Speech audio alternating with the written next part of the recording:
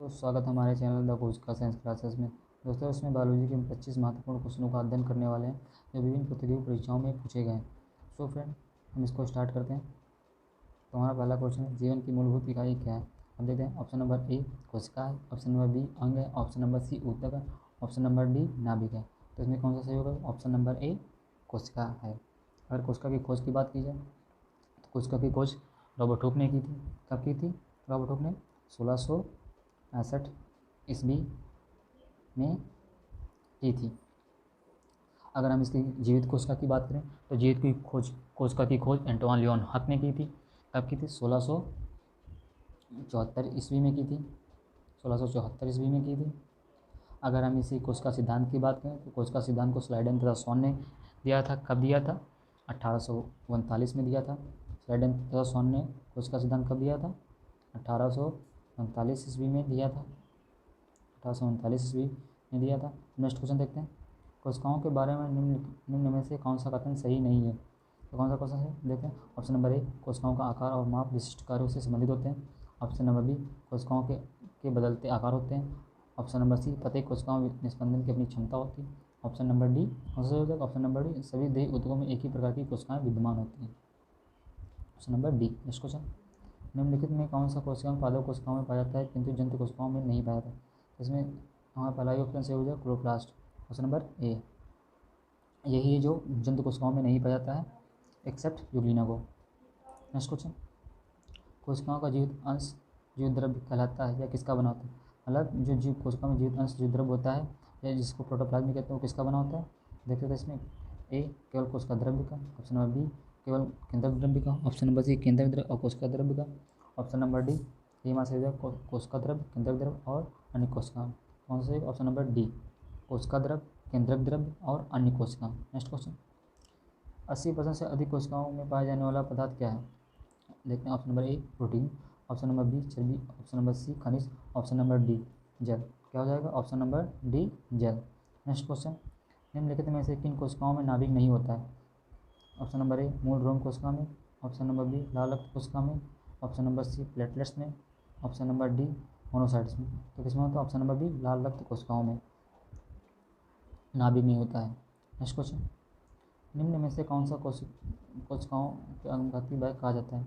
इसमें कौन सा होगा? ऑप्शन नंबर ए हमारा से हो जाएगा लाइसोसोम। नेक्स्ट क्वेश्चन, निम्नलिखित कोशिकाओं अंगों में कौन सा एक अर्धपारगम होता है?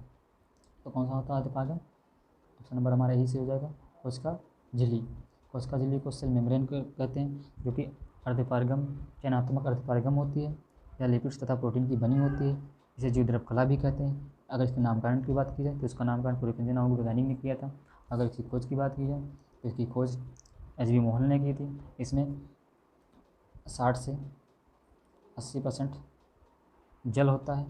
अगर तथा अन्य तत्वों की बात की जाए तो इसमें ऑक्सीजन की मात्रा 62% होती है और इसमें H2 10% होता है। नष्ट पदार्थ कार्बन की बात करी जाए 20% और नाइट्रोजन की बात की जाए तो 8% मौजूद होता है। नेक्स्ट तो इसमें कौन सा हमारा सही है? ऑप्शन नंबर ए कोशिका झिल्ली। नेक्स्ट क्वेश्चन, निम्नलिखित में से किसको कोशिका का पावर प्लांट भी कहा जाता है या पावर ग्रह भी कह जाते हैं या पावर हाउस भी कहते हैं? किसको कहते हैं? माइटोकॉन्ड्रिया की। तो कौन सा सही होगा? Option number B mitochondria. Mitochondria को कॉन्ड्रियोसोम भी कहते हैं, इसे सूत्रकणिका भी कहते हैं। नेक्स्ट क्वेश्चन, कोशिका का शक्ति स्रोत क्या होता है? अभी हमने बात की जिसमें तो कौन सा सही हो जाएगा हमारा? Option number D mitochondria. इसे सूत्रकणिका भी कहते हैं, इसे माइटोकॉन्ड्रिया भी कहते हैं और इसे कॉन्ड्रियोसोम भी कहते हैं। नेक्स्ट क्वेश्चन, मानव शरीर में मौजूद निम्नलिखित कोशिकाओं में से किसमें माइटोकॉन्ड्रिया नहीं पाई जाती? तो ऑप्शन नंबर ए हमारा से हो जाएगा लाल रक्त कोशिकाओं में इसमें माइटोकॉन्ड्रिया नहीं पाई और इसमें केंद्रक भी नहीं पाया जाता है। केंद्रक भी नहीं पाया जाता है। नेक्स्ट क्वेश्चन, निम्नलिखित में से कोशिका का नियंत्रक केंद्रक कौन होता है? मतलब जो कोशिका को कंट्रोल कौन करता है?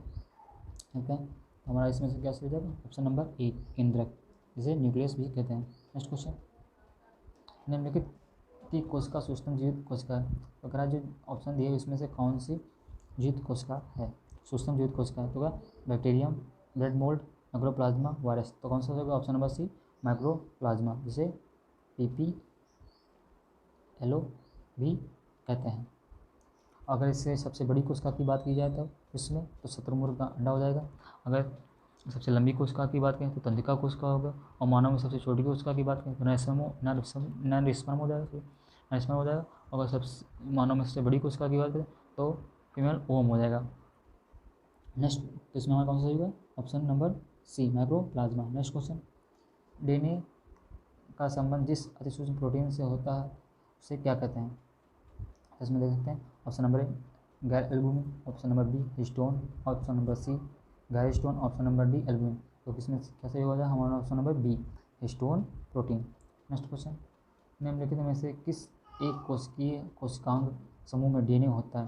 क्या जो किसमें डीएनए पाया जाता है, जो समूह हैं तो सूत्रकणिका में, केंद्रक में, हरितलौक में। तो कौन सा सही होगा हमारा ऑप्शन नंबर ए सूत्रकणिका, केंद्रक, हरितलौक तीनों में डीएनए पाया जाता है, जो सेल्फ रिप्रोडक्शन की क्षमता भी रखते हैं या स्वयं जनन की क्षमता रखते हैं। इसे ऑटोनोमस सिस्टम भी कहा जाता है। तो कौन सा होगा ऑप्शन नंबर ए। नेक्स्ट क्वेश्चन, डीएनए की पॉलीन्यूक्लियोटाइड श्रृंखला में क्या समाविष्ट होता है। तो इसमें देख सकते हैं ऑप्शन नंबर ए नाइट्रोजन क्षारक, डीऑक्सीराइबोस शर्करा और फास्फेट समूह। तो कौन सा सही होगा हमारा ऑप्शन नंबर ए सी है, एक नाइट्रोजन क्षारक, डीऑक्सीराइबोस शर्करा और फास्फेट समूह। डीएनए में दो पॉलीन्यूक्लियोटाइड्स होती हैं, जिसमें एक नाइट्रोजन क्षारक और डीऑक्सीराइबोस शर्करा फास्फेट समूह मौजूद होते हैं। अगर न्यूक्लियोटाइड की बात करें तो एक न्यूक्लियोटाइड में एक सल्फर होता है, एक फास्फोरस होता है, और सल्फर से एक जो नाइट्रोजन बेस जुड़े होते हैं, जैसे ग्वानिन, साइटोसिन या थामिन जुड़ी होती है। नेक्स्ट क्वेश्चन, चिकनी अंतःपदी जालिका के अनुपूरक कार्यों में से एक कार्य है। कह रहा है चिकनी अंतःपदी जालिका का निम्न से कौन सा कार्य एक विशिष्ट कार्य है। तो कौन सा प्रोटीन संश्लेषण, लिपिड संश्लेषण, जैविक अणुओं का भंडारण, विषैले पदार्थों का निर्वशीकरण करना। तो क्या विषैले पदार्थों का निर्वशीकरण करना, option number D. Next question, निम्नलिखित में से क्या डीएनए में मौजूद होता है किंतु आरएनए में मौजूद नहीं होता है। तो क्या है ऑप्शन नंबर हमारा ए से हो जाएगा थाइमिन। थाइमिन है जो डीएनए में पाया जाता है किंतु आरएनए में नहीं पाया जाता। तो थाइमिन की जगह आरएनए में क्या पाया जाता है, यूरेसिल पाया जाता है। तो कौन सा रहेगा ऑप्शन नंबर ए। नेक्स्ट क्वेश्चन, आरएनए का प्राथमिक कार्य क्या होता है। अगर देखते हैं प्रकाश संश्लेषण करना, प्रोटीन संश्लेषण करना, प्रति बनाना, अनुवाद करना। तो क्या होता है ऑप्शन नंबर बी प्रोटीन संश्लेषण करना। वैसे आरएनए की बात की तो आरएनए 3 प्रकार के होते हैं। कौन से एमआरएनए, टीआरएनए और एक होता है RNA, RNA, tRNA. Next question, ribosomes होते हैं। Option number A DNA, option number B RNA, option number C protein, option number D इनमें से कौन। तो क्या होते हैं राइबोसोम्स, क्या होते हैं RNA, option number B. Next question, आनुवंशिक यूनिट अर्थात जीन होते हैं, यानी या इसे भी कह सकता है जीन किसमें उपस्थित होते हैं या किसमें पाए जाते हैं। तो देख सकते हैं आप ए केंद्रक झिल्ली में, ऑप्शन नंबर बी कोशिका कला में, ऑप्शन नंबर सी लाइसोसोम में, ऑप्शन नंबर डी गुणसूत्रों में। तो जीन कहाँ पाए जाते हैं, गुणसूत्रों में पाए जाते हैं, option number D. Next question, DNA की द्विकुंडली संरचना किसके द्वारा दी गई थी, या डीएनए की डबल हेलिक्स मॉडल किसके द्वारा प्रस्तुत किया था, ये भी कह सकता है। तो किसके द्वारा दिया गया था, वाटसन एंड क्रिक के द्वारा, option number B. Next question, सबसे पहले डीएनए का अलग किसने किया था। तो सबसे पहले डीएनए को किसने अलग किया था, देखते हैं फ्रेडरिक्स हाफ मिक्सचर ने। तो हमारा कौन सा क्वेश्चन सही हो जाएगा, ऑप्शन सही हो जाएगा पहला ही ऑप्शन सही होगा, फ्रेडरिक्स हाफ मिक्सचर ने, जिसको पसल से इसको संश्लेषित किया था। नेक्स्ट क्वेश्चन, डीएनए के 2 स्ट्रैंड बंधे होते हैं, तो किसके बंधे होते हैं, ऑप्शन नंबर ए हमारा सही हो जाएगा हाइड्रोजन बॉन्ड्स के द्वारा, ऑप्शन नंबर ए। नेक्स्ट क्वेश्चन, ये हमारा लास्ट क्वेश्चन सीरीज का है, देख सकते हैं डीएनए के एक तंतुगछ से आरएनए में आनुवंशिक सूचना के प्रतिरूपण की प्रक्रिया क्या कहलाती है। देख सकते हैं स्थानांतरण, अनुलेखन। तो कौन सा सही होगा हमारा ऑप्शन नंबर बी अनुलेखन। सो फ्रेंड, आपको जैसे भी यहाँ वीडियो लगी हो आपने बताइए, कमेंट करके बताइएगा। और हमारे इसी तरह वीडियो को देखने के लिए हमारे चैनल को सब्सक्राइब करिए। हम इसी तरह की वीडियो लाते रहेंगे। धन्यवाद।